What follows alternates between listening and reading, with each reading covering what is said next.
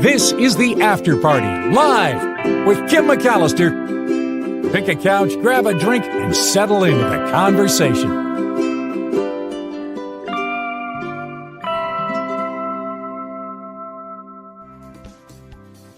Oops, that was wrong. Hi, everybody. It is The After Party Live, and it is Friday, and it looks like we have done it again and made it to Friday. So thank you for being here and for all the ways you support the show. And I'm seeing some lovely messages already. Look at Glenn from Australia throwing in 5 super exotic Australian dollars saying, "We love Kim, happy birthday." Oh, thank you. Really, really nice. Yeah, the birthday's tomorrow. You know, you get to a point where it's like, yeah, it's my birthday. I know that we should be grasping on and enjoying every single year because it's a gift, right? But you know, you get to the point where it's like, your birthday just feels like only a little bit special.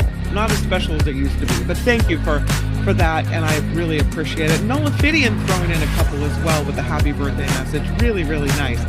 I am excited. You know, when Tim Sika misses a week, it means we don't see him for 2 full weeks. So then when he comes back around, it's like, talk about special. It's bigger than a birthday. I'm telling you. This is Afternoons with Tim Sika. Hi. Hi, Kim. How are you? Good. How are you? I'm fine. Yeah, I missed not being on last week, but I was in LA. I was presenting an award for the Critics' Choice Association, and unfortunately, I think I was actually, yes, I was literally in the process of doing that as I would normally be on your show. So, but I'm glad to be back. I'm always glad to be here. I keep telling you I'm not going to not cancel again, but stuff comes up, but anyway, I'm restating that commitment. I'm going to do my best not to miss any more of your shows. It's come up, and you know, it just makes it, like I said, even better and more special when we do get to visit with you. And you've been busy watching a lot of movies this week.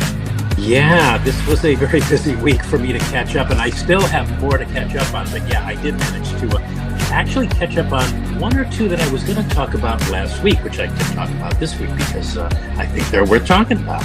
Well, all right. What's your first movie? Masters of the Universe. Okay, and this is the big summer blockbuster.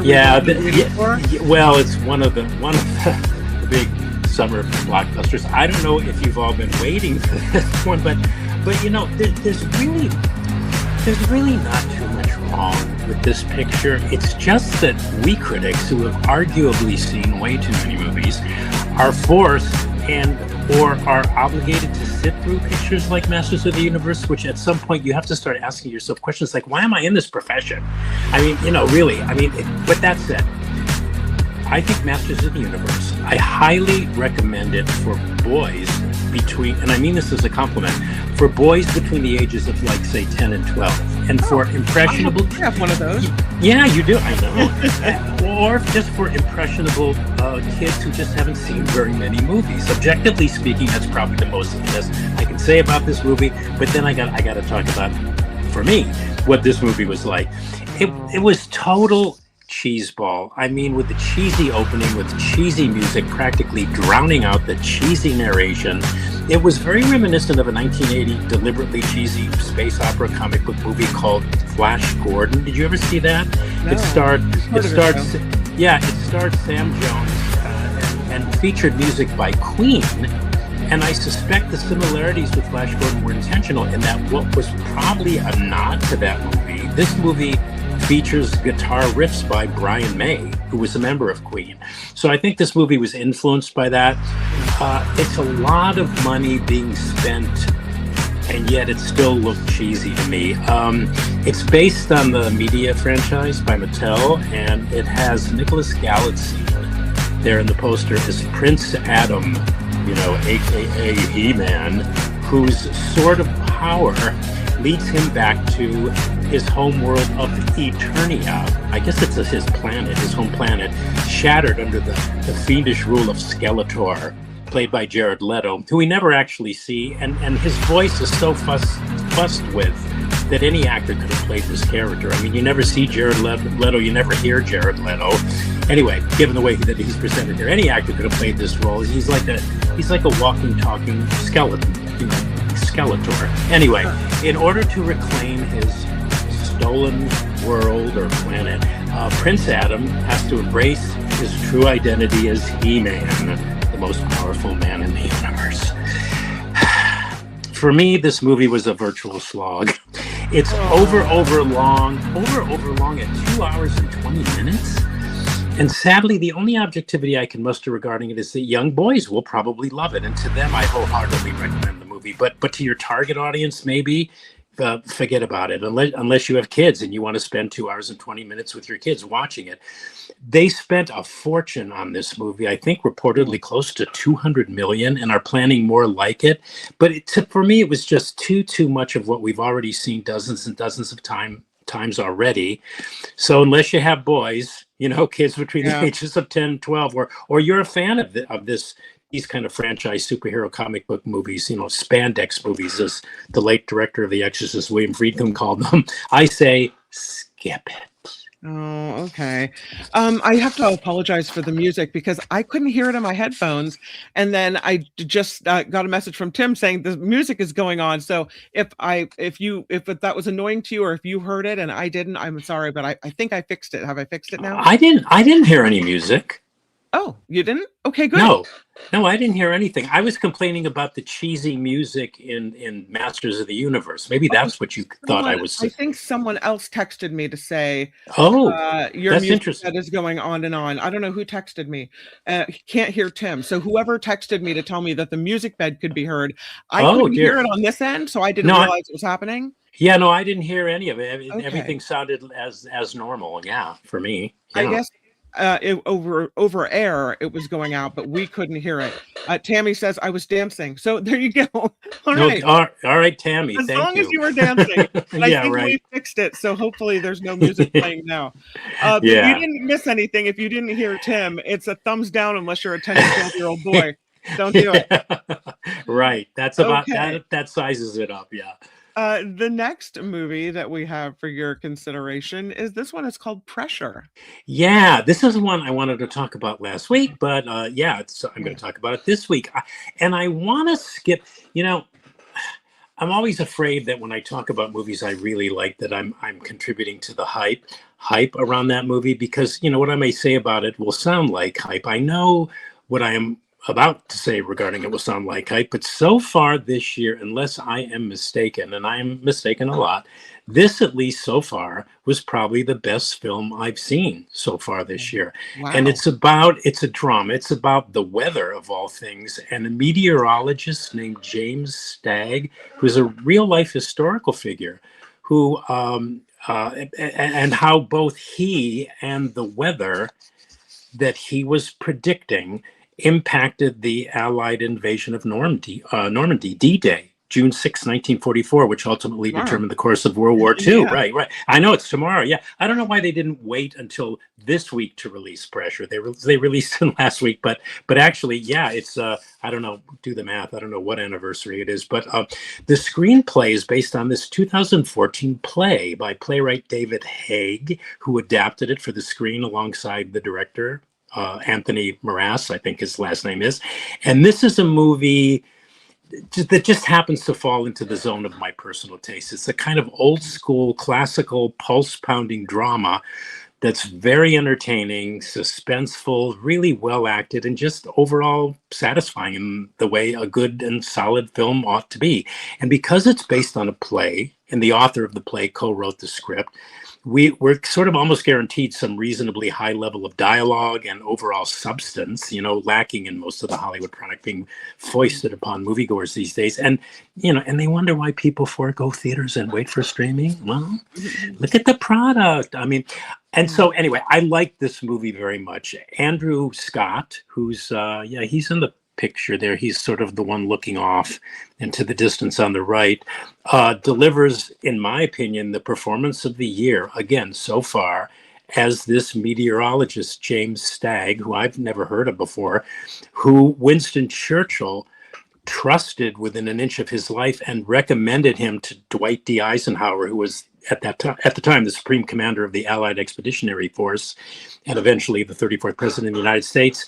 And here he's played, Eisenhower is played by Brendan Fraser, who is kind of miscast visually. I mean, Brendan Fraser doesn't even remotely look like Dwight Eisenhower. No, but ultimately, I think he latches on to Eisenhower's essence and his behavior during an historically critical time and the pressure that Eisenhower was under, given the high stakes of this invasion. And he delivers a solid performance. His acting is good, but every time you look at him, you go, God, I mean, could maybe they should have put prosthetics on him or something, because he does not look like Eisenhower at all.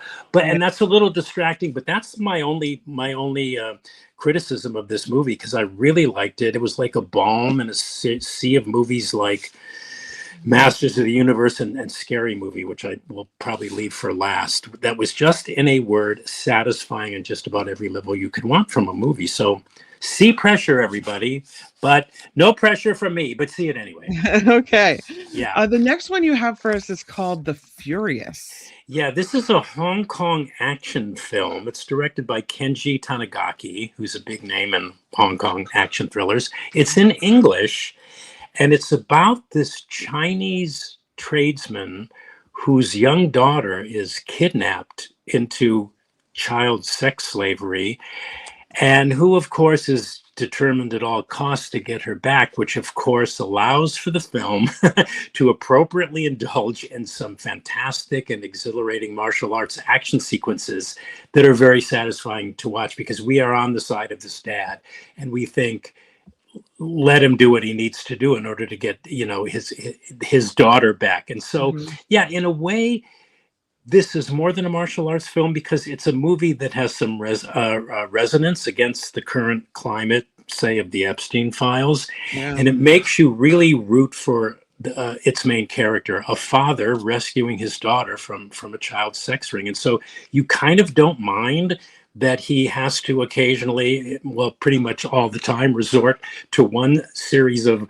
bone-crunching episodes after another, which keep building and building to what can only be described of as a bloody martial arts crescendo. But I like this movie too. I was surprised, not in the same way I like Pressure, but as a solid martial arts flick with a solid rooting interest. And for those two reasons, I thought it was pretty great. It reminded me a lot of this 1990 movie called The Raid. I don't know if you ever saw that, in that the stakes were almost just as high in that movie. But The Furious was very much its own animal. It was beautifully shot. It was with magnificently performed, staged and executed martial arts sequences. So yeah, I recommend it. I mean, martial arts films are generally not my cup of tea, but I really got into this one. I liked it a lot. Yeah. Very cool. The Furious.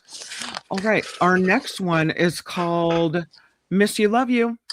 Miss You Love You. Yeah. For everybody out there who likes watching their movies on streaming, this is another good movie. It's a surprisingly good movie made for HBO Max and now streaming on HBO Max. It was written and directed by Jim Rash, probably best known for starring in that NBC comedy series Community. He played the dean of the community college in which that show took place. Anyway, and this, for a number of reasons, for me, qualifies as a good movie, because it has what I don't know how to describe this. It has a painful feel that was reflective of a personal truth.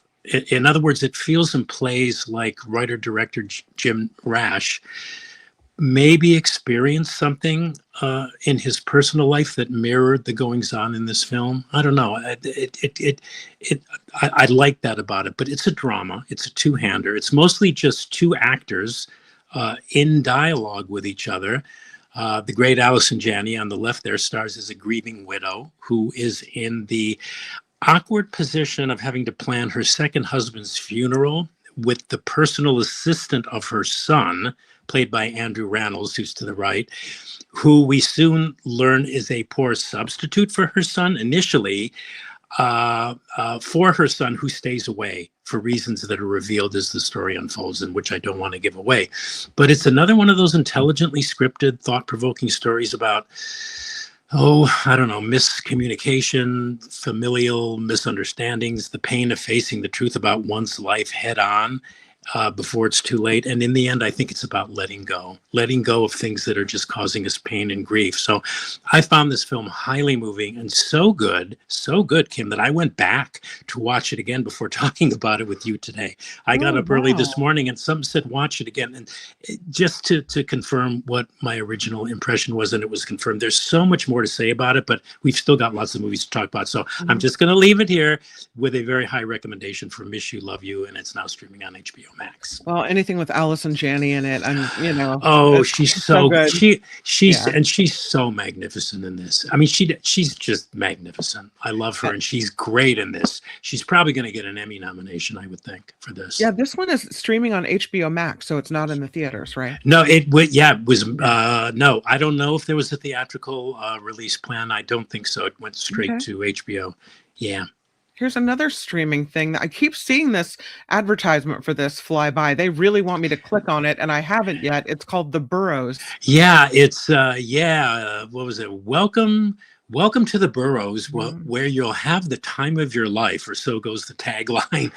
This is an 8-part Netflix sci-fi supernatural series about this idyllic retirement community run by, I don't know, a very weird couple, let's just say, who we immediately begin to suspect as there's something strange about this couple. I mean, I'm thinking vampires or something, but with a twist, which I won't say. But there are also, I can say this because you really get this in the first minute of the movie when Dee Wallace, who played the mother in E.T., makes a brief appearance in this series.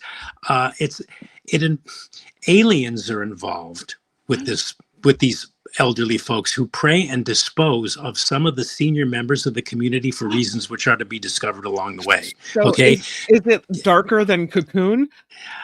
Oh yeah. Oh, okay. Oh yeah, it's very dark. It's got a comic edge to it, but it's kind of creepy.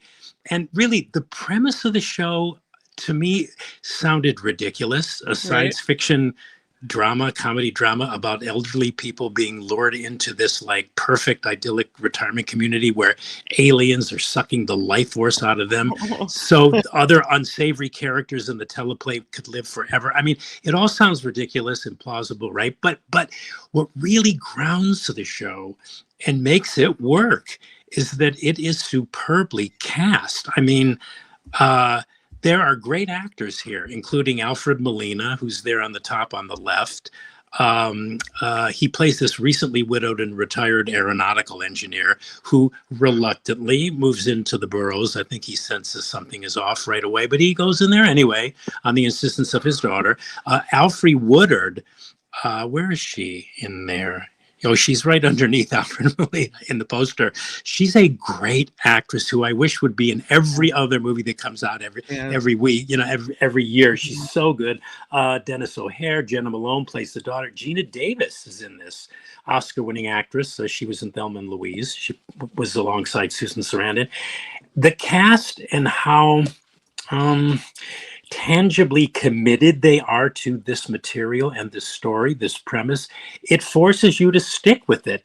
I'm watching them going, God, they really believe this. Maybe the fault is in me. I'm going to go with this. They are so good.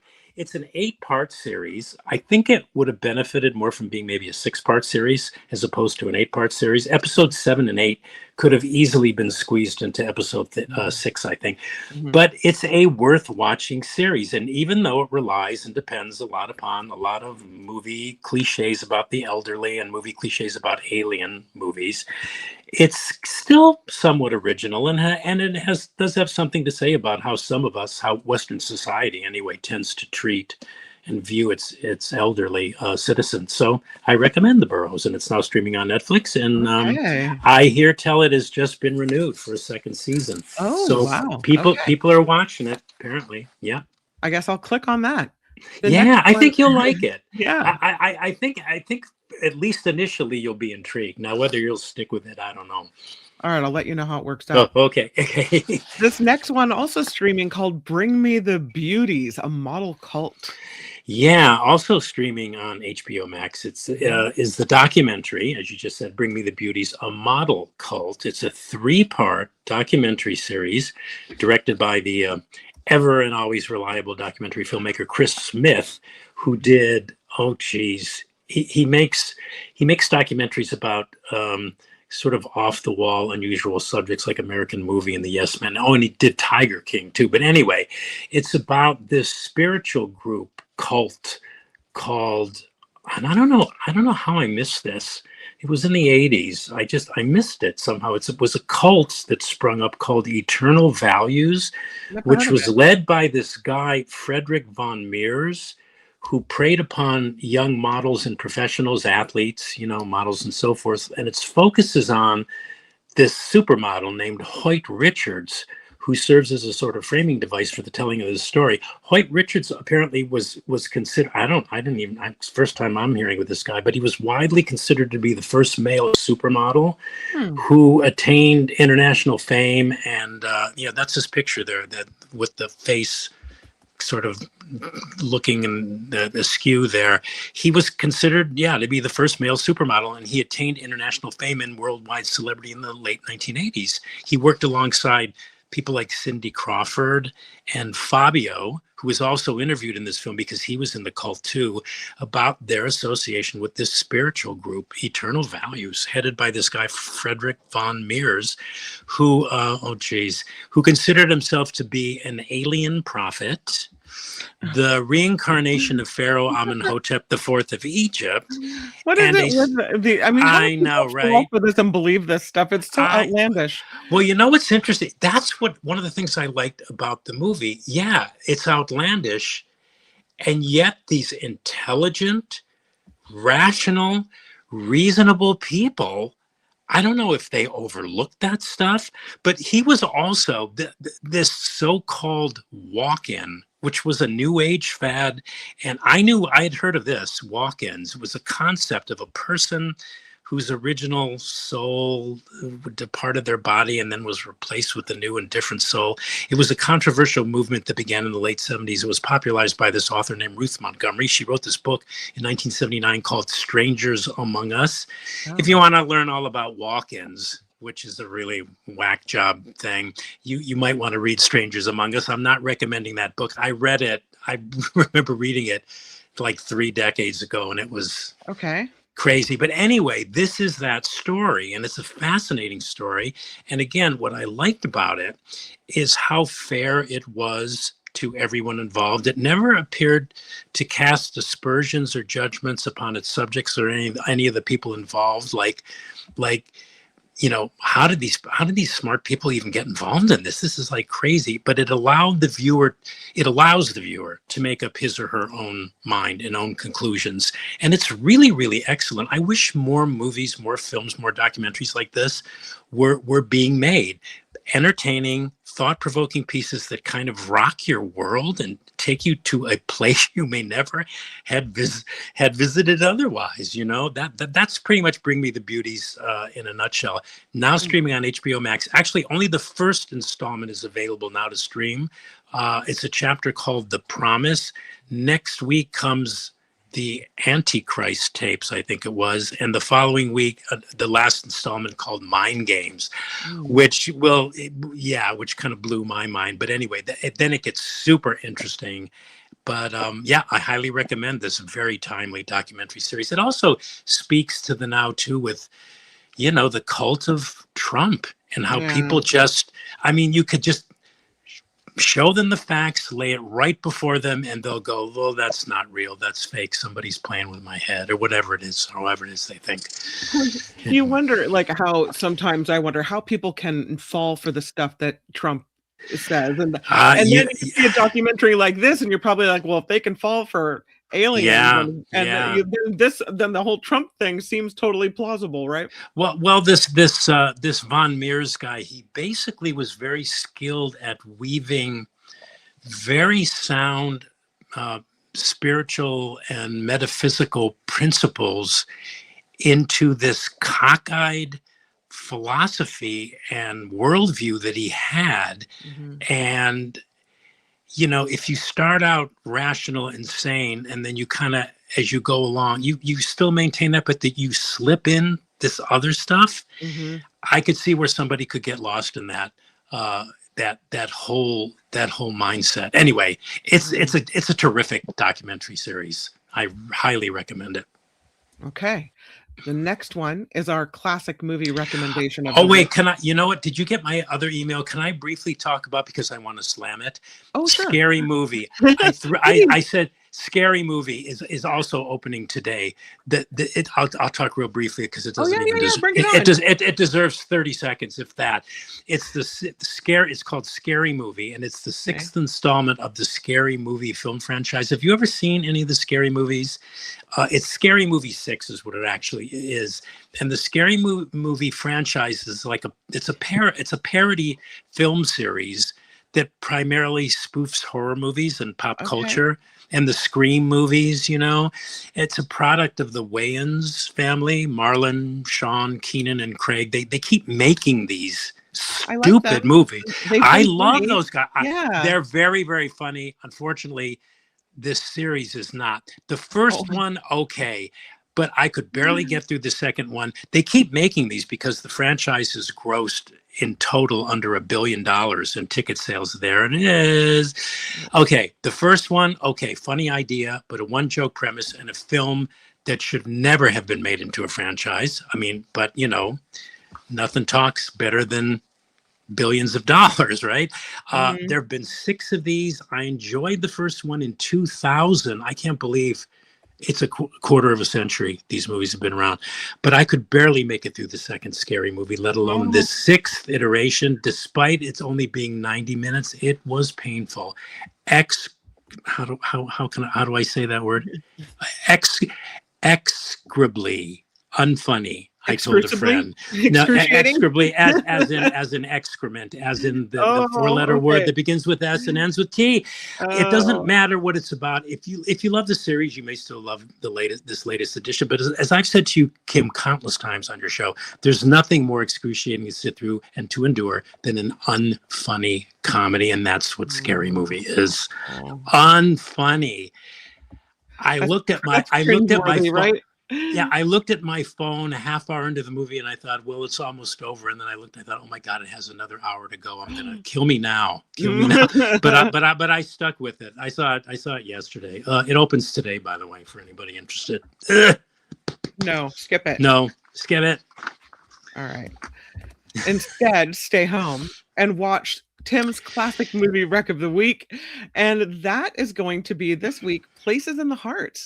Yeah, and to end on a nice high note, going from the painful, unfunny absurdity of Scary Movie to the sublimity of our classic movie recommendation this week, which is the 1984 period drama Places in the Heart, starring Sally Field as a mother of 2 small children whose husband has been killed by a drunk, leaving her penniless, and who, upon his death, is stunned to learn that the bank is about to foreclose on her home and her property, which happens to include a 40-acre cotton field, which she's completely ill-equipped to farm, but which she knows might, if she could somehow plant and harvest the cotton, it might save her home. So she hires a black wandering laborer played by Danny Glover, in a great performance by Danny Glover, who's convinced that they can make a go of it. He's convinced that, they could harvest tons of cotton, make lots of money. Anyway, this is a wonderful, heartfelt movie. It's unsentimental, but it's very, very touching, very moving. Sally Field won her second Best Actress Oscar for this, which, resulted in her famous "You like me, you really, really like me" acceptance speech. Robert Benton, who did Kramer versus Kramer, wrote and directed, winning an Oscar too, I think. Yeah, he won for this movie for Best Original Screenplay, and he was also up for Best Director, and the movie was up for Best Picture, but that was the year of the Amadeus sweep in those categories. So overall, this is a very moving tale with an interesting relationship subplot involving the actors Lindsay Krause and Ed Harris, which I won't say anything about, that really effectively, I think, recreates Depression-era Texas. The setting is Texas 1930, at the height of the Depression, right after the stock market crash. And this movie very much looks and sounds like we're there, right back there in Texas during the Depression. John Malkovich is also great in this. He plays a blind boarder that the Sally Field character takes in to help generate some extra cash. So I can't recommend this movie highly enough. It's called Places in the Heart. You can stream it for a nominal fee on another streaming service. They keep popping up. I only just discovered today called Howdy. Anyway, there's a streaming service called Howdy, and and you can also stream it on the Roku channel too. So, Places in the Heart. It's a great movie. I recently saw Sally Field in, I think it's on Netflix. It's a new Netflix movie called Remarkably Bright Creatures, and I watched it because I read the book. Oh, how is it? I heard it. I didn't hear very good things about it, but I mean, I just didn't get around to watching it. But I mean, I love Sally Field. I'll watch her in anything. So how was it? What did you think? Maybe it's because I read the book that I enjoyed the story. Yeah. I don't know. Sometimes it's hard to separate. I really enjoyed it. And there are moments in this movie where Sally Field, even as an older woman, the camera pans to her and her face fills the shot, and it's just, you think to yourself, the woman is magic. She is magic. Such a movie star. She sure is. And you see it and you feel it in this movie because she just, something about her. It's just, she grabs the screen and she just makes you want to watch it more. Oh, I agree. Yeah. Yes, I agree with you 100%. She's a consummate actress. She can play comedy. She can play like you believe her. What is it? An octopus that she befriends? I think in this movie, you believe. I mean, she's in the top 10 of all time great movie actresses, in my opinion. I totally agree with what you just said. You understand her and her feelings, and it kind of takes a while for the story to unfold in the movie, and you kind of trying to keep up with, well, is it this, is it that, like what happened? But I'm telling you, the woman, like, you realize why she's a superstar, and she has stood the test of time, definitely. Yeah, so, when you look at like her earlier, I remember a show she was in. Well, when they were doing reruns called Gidget. Remember The Flying Nun? I mean, it's so interesting that from there she went to projects like Sybil, and Norma Ray and Steel Magnolias. I mean, I have a question for you. If I watch it, because it's an animal movie with one of my favorite all-time great actresses starring in it, is it like, will I cry in it? Is it like a Disney movie where you're going to cry because something happens to the animal? No, but you're left with a feeling of animals are amazing and smart, and there's so much we don't know, and you find it somehow plausible that this octopus could know things and be this smart. Okay, I'm definitely okay. You definitely sold me on it. I'm going to watch it this week. I liked it. Yeah, I will watch it this week for sure. Yeah, I can't believe I've just been so busy. I mean, I can't believe I missed the Sally Field movie. I know, it's good. Well, because you like Sally Field like I do. And I wasn't particularly a Sally Field fan, but there are just moments where she captivates. Yeah. Look at, in Lincoln, she played Mary Todd Lincoln opposite Daniel Day-Lewis. And in my opinion, should have won the Oscar for supporting actress that year. The timing was off, but you look at that performance. And if you know anything about Mary Todd, she captured that woman's essence and was just magnificent in this kind of, she underplayed, God. Yeah, blah blah blah. I'm gushing. Yeah, Lincoln is another great. We'll keep that for a classic movie recommendation later. I didn't cry in this movie, but Tammy did say she cried. So I just want to roll back a little bit. But it's not like animals get hurt or anything, or you're crying because the animal is somehow being damaged. You don't cry for that reason, but it is poignant and touching, and there's death, and so all right, well, I'm down for it. You convinced me. Okay, good.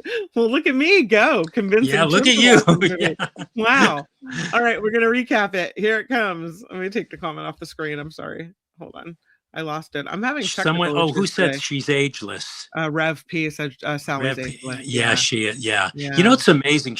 I think she's close to 80. She sounds like she did when she was 20. Her Yeah. voice hasn't changed at all. And except for her hair, which I don't know if she colored it that way, she still is youthful as anything. Yeah. When you look at her, she's so, anyway, yeah, blah, blah, Mhm. blah, blah. Yvonne says, yeah, the book is incredible too. But yeah, it really is. I enjoyed both.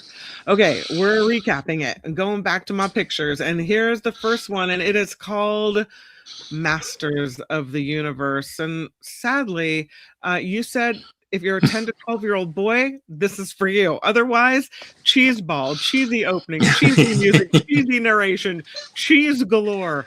Kind of like Flash Gordon from the 80s, you said maybe this was a nod to that movie, but skip it. Unless you're either a fan of this genre or you're a 10 to 12-year-old boy, you can skip Masters of the Universe. As for Pressure, this one you said is one of the best movies you've seen this year.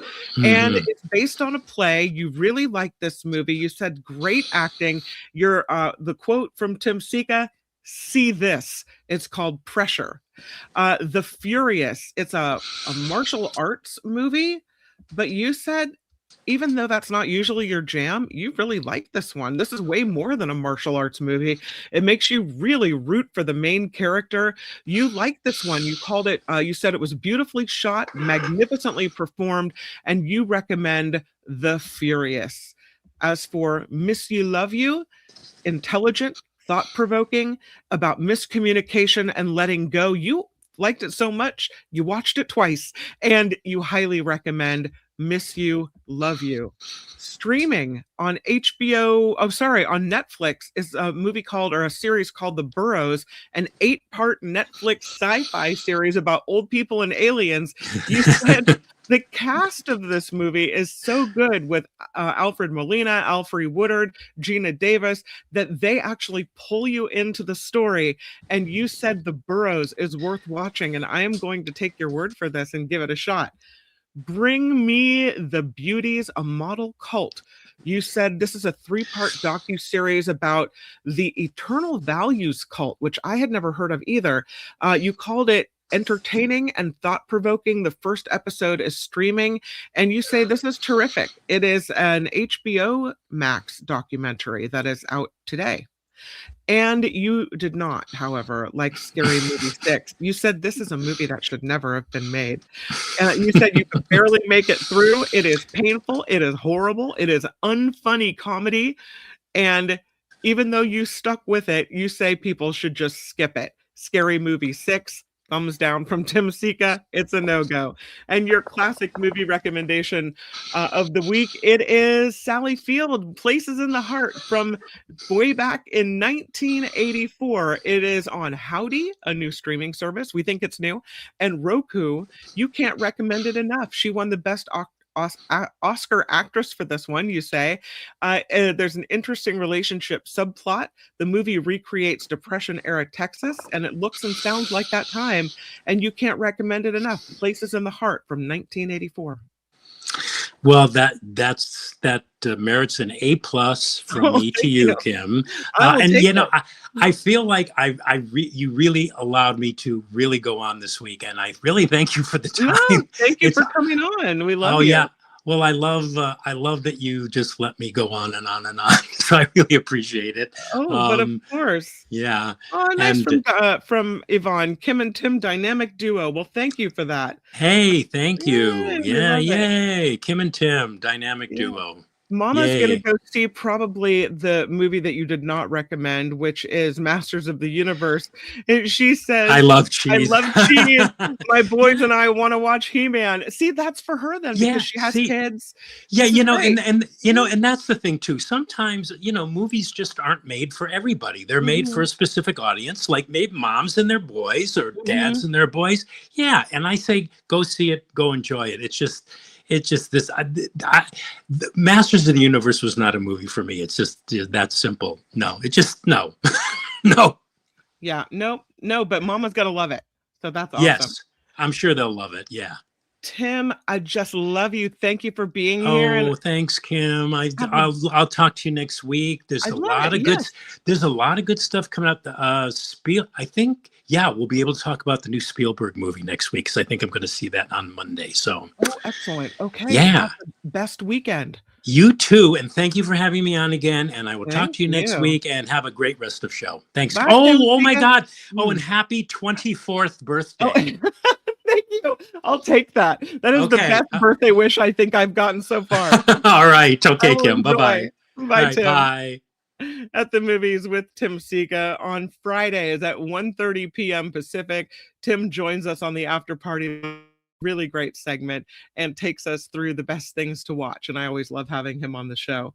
Glenn says, I enjoyed taking my boys to see all the Despicable Me movies at the cinema and the Lego movies. Yeah, it's like some of those things are fun. I feel the same way. Not movies that you would probably choose if you were going to see the movie yourself, but you're taking the kids, it's about their enjoyment really, and not our enjoyment so much, right? We enjoy taking them. So yeah. I wanted to get to this story. It's a story about Otzi, and I won't show you the other pictures because it's like pictures of frozen feet, human feet. You know who Otzi is? He's the mummified Iceman. They pulled him from the Alps in 1991, and they've done all kinds of scientific experiments on him. Here's the latest. This is super creepy, and I'm super grossed out by the story, and so of course I wanted to share it with you. Scientists thawed him out a little bit, and they made sourdough bread with the yeast found on his body. I'm not even kidding. And who would eat that? That's so gross. So Otzi was this mummified Iceman. He was found in 1991. Hikers were exploring the Tyrolean Alps between Italy and Austria, and they find the mummified frozen remains of this 5,300-year-old man. And they named him Otzi the Iceman. They said he was going bald, he had numerous tattoos, he was infected with a cancer-causing strain of the human papillomavirus, and they now have decided that they were going to take yeast from his body, because I guess his body is like this petri dish of biological systems. And they said they successfully made sourdough bread using yeast found on his body. And next, they're going to use it to try to make beer. I mean, yeah. They said we want to pursue this further and involve specialized research teams from the food sector in the process. This, according to a microbiologist with the Institute for Mummy Studies. The findings suggest, according to the Smithsonian Magazine, that Otzi is not a static relic, but a dynamic biological system. The co-authors of this new paper, published June 3rd in the journal Microbiome, describe the community of microorganisms living on, in, and around Otzi's body. Previously, they had done studies on microorganisms in his mouth and intestines, but they were curious to know whether any of the microbes were still active. And so they took him out of the special refrigerated chamber in which he's kept at 21 degrees Fahrenheit and 99% relative humidity, which are conditions that mimic the glacier that preserved him for centuries. And with permission from the museum's leaders at the South Tyrol Museum of Archaeology, they defrosted the remains, kept him at 39 degrees Fahrenheit for 5 hours until the layer of ice covering his entire body melted. Then they collected some of the ice chunks from the surface of his body and some of the thawed water from inside and outside the remains. They swabbed the outside of the body, collected samples from some of the exposed internal areas of the remains, looked at soil samples collected from underneath the mummy during the excavation in 1991. They say their analysis reveals this mix of ancient and modern microbes, including some that probably lived inside Otzi while he was still alive, others that likely colonized his remains after he died, and some that seem to have been introduced later during the conservation work.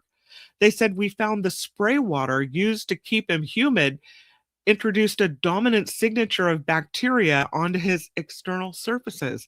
These modern introductions are reshaping his external biome, and they had unrecognized this before, but now they recognize it. One of the most surprising discoveries, they say, was the presence of 4 cold adapted yeast strains derived from the glacier environment where his remains were found. They found both ancient and modern DNA. They compared samples taken in 2010 and 2019, and they saw this one strain that proliferated to become the dominant one, which suggests that yeasts remain metabolically active over the years, including under the current storage conditions. The yeast have accompanied Otzi on his long journey through the millennia. Some weren't sure that the yeasts were active, so to find out, they decided that they were going to make the sourdough yeast. I know. They say there's still the possibility that the yeast remained dormant or became active to some extent during the thawing. They would like to conduct additional studies in the future to learn more about the yeast effects on the body.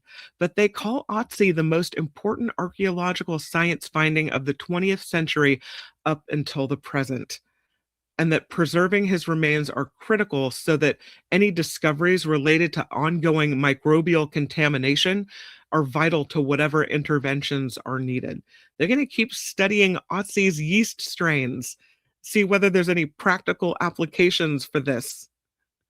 Beer, bread, other fermented products. I am not eating Otzi yeast bread. I don't know about you. I'm not doing it. No. Mm-mm. Wesses can't do it. You don't want to eat Otzi bread? Drink some Otzi beer? Now that's a Friday night. I used to like sourdough bread until today. Tammy says sourdough's pretty gross when you think about it. Maud calls it desecration of a corpse, all in the name of science. How did they get this idea in the first place? So odd, says Mama. They found yeast on the body, wanted to know if it was active. Well, let's find out. No. Vanessa heard this story earlier and was grossed out by it as well. I know. My husband makes sourdough bread, but I have to tell him about this story. Not in my beer, says Glenn. No, thank you. Now that's weird science, says Nullifidian. It's crazy. All right, I have another story I wanted to share with you, and this is about nano robots. This is like something out of Star Trek when you're taken to the medical bay and all of a sudden they're able to fix you. This is a story about injectable nano robots that could actually help heal spinal injuries.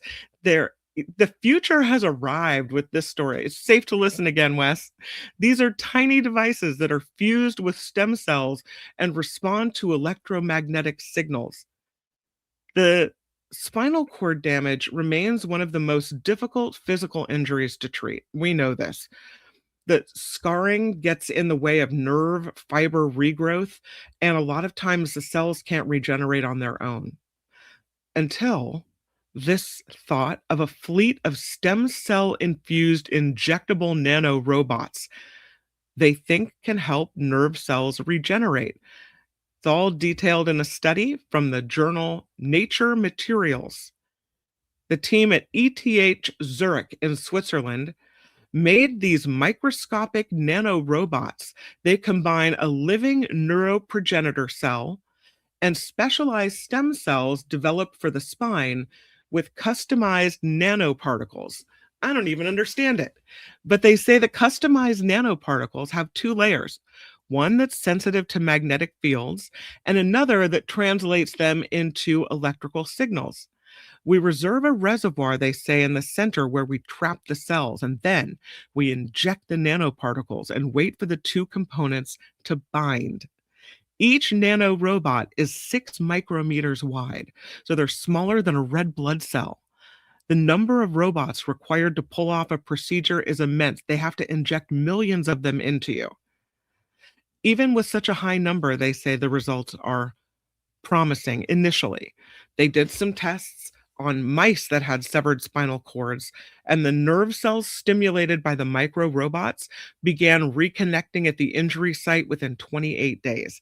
By the end of the trial, the mice displayed major improvements in movement, in their gait, their coordination, and exploratory behavior.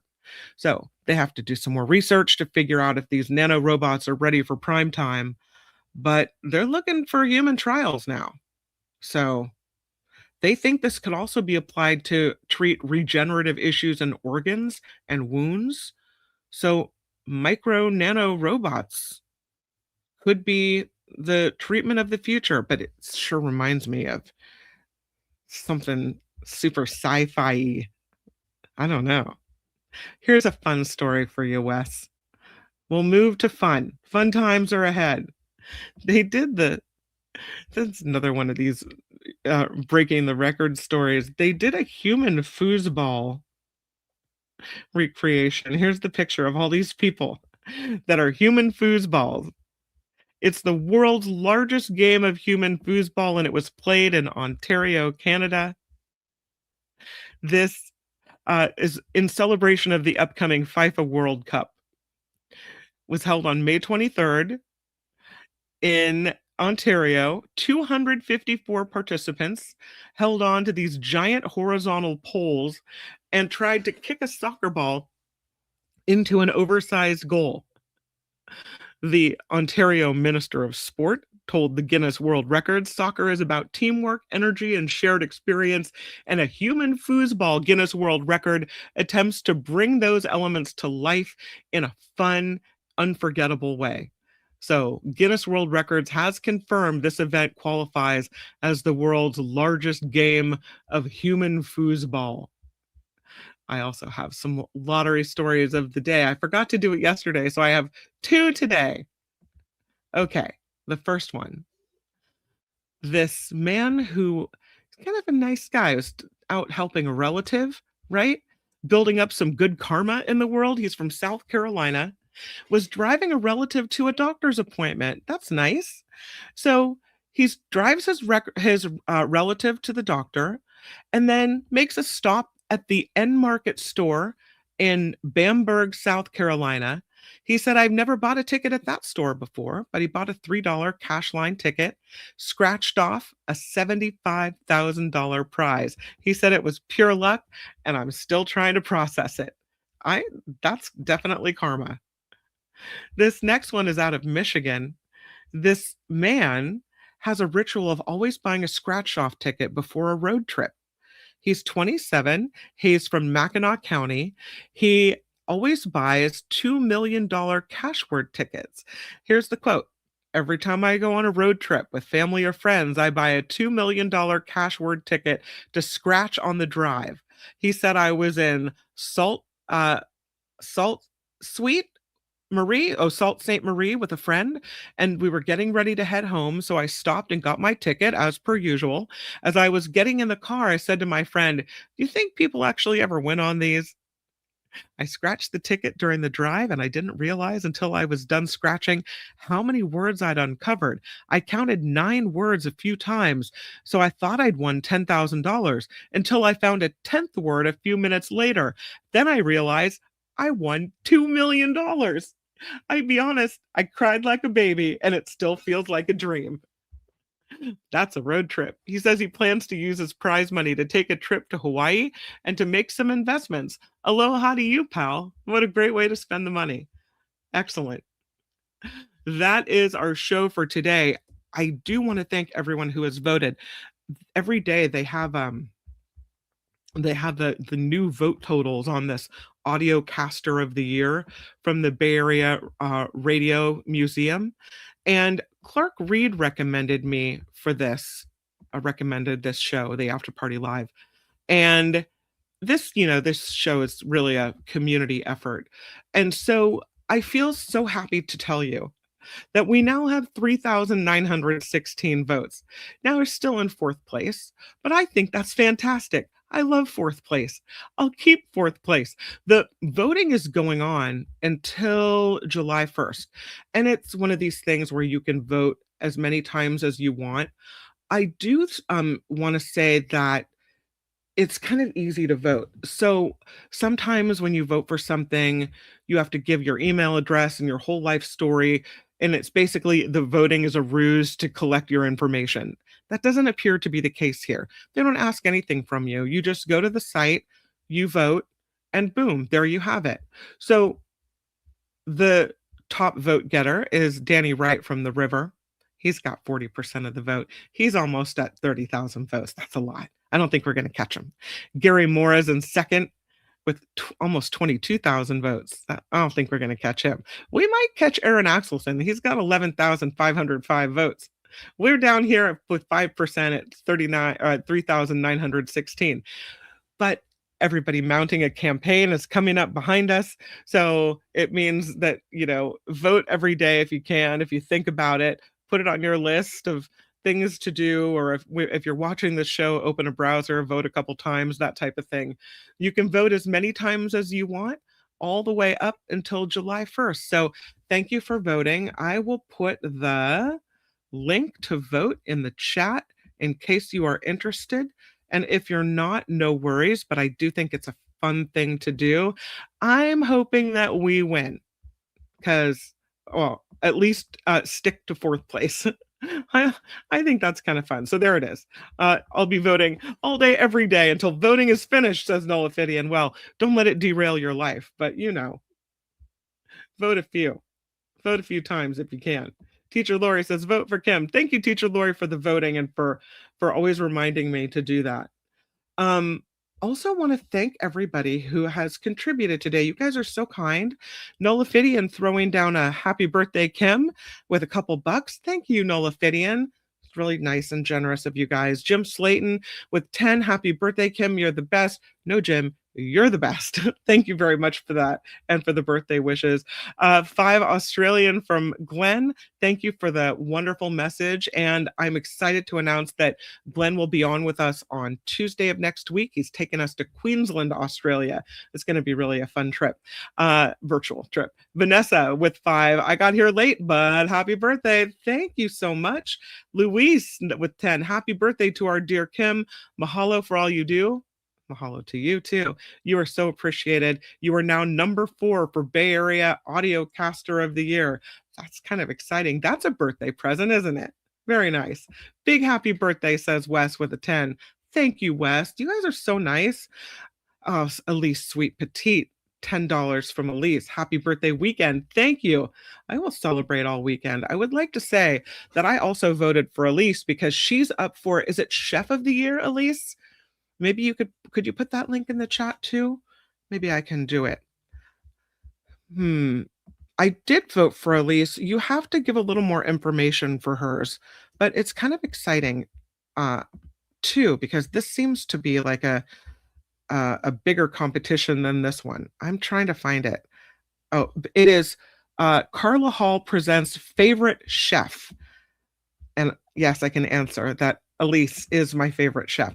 I'm going to put that one in as well. So if you guys are so inclined to vote for Elise to be the favorite chef, let me go back to the live chat. And here's Elise's, so that you can vote for 2 after partiers. Yay! Really cool. Thank you, Elise, for the contribution. And I hope you win too, because you're an amazing chef. Nolafidian, thank you again for the $5. You guys are so kind.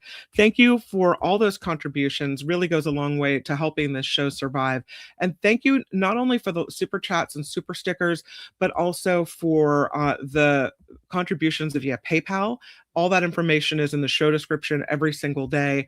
And the most recent contributors include Wes from yesterday, also Deborah S., Lori Above the Bar, thank you. Another one from Wes and Carol S. The generosity, you guys, just means so much. Have a really good weekend. Enjoy the sunshine. For us, it's the first weekend of summer. The school is out today, and now we have summer vacation. So expect next week a lot more kids cycling through the studio office because everybody's home now. All right. Make it a really good weekend, and I will catch you next time on YouTube. Bye, everybody. The After Party Live would like to thank the following contributors and viewers like you.